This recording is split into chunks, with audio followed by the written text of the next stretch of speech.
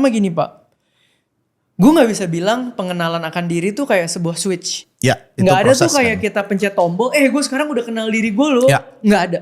Pengenalan diri tuh literal seumur hidup aja. Ya. Lu dari kecil lahir ke dunia ini juga kagak ngerti apa-apa. Ya. Belajar pipis, belajar pup, belajar jalan. Itu pelajaran sampai akhir hidup kita belajar terus tuh. Makin mengenal diri.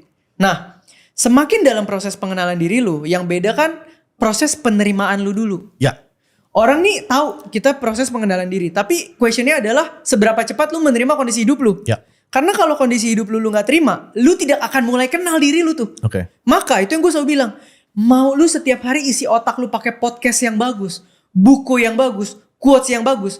Kalau lu gak kenal diri lu secara real, itu yang gue bilang realistis, lu gak bisa berkembang. Which is itu adalah self awareness. Karena lu gak tahu ini barang olahnya kemana di hidup gue. Betul. Karena lu gak kenal hidup lu. Gue setuju sebelum self development harusnya self awareness dulu. Betul, makanya ketika orang bilang, oh kalau mau berkembang harus masukin sesuatu yang bagus, betul. Tapi stage nolnya adalah acceptance itu.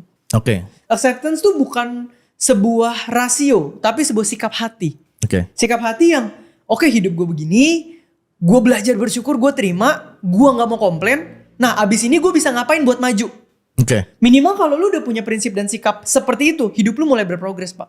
Dalam sejarah hidup lu, di titik apa lu udah memulai kayak oke, gue harus self acceptance sampai dapatnya kayak rasa di hatinya udah oh ya udah. Dari SMP kali itu.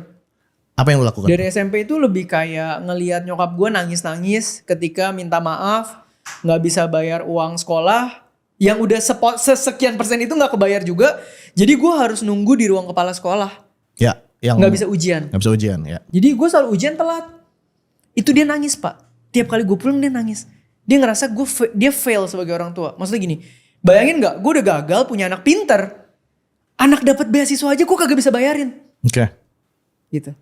Nah, di otak lu apa waktu itu sehingga bisa dapat gue terima? Karena gue sayang sama dia, gue sedih sekali ngelihat dia ngerasa gagal. Oke. Setiap kali dia ngerasa gagal itu menjadi sebuah dorongan buat gue harus bikin lu punya self value nanti. Gimana caranya? Gue harus jadi orang. Kalau gue jadi orang, semua kegagalan dan tangisan lu sekarang jadi worth it.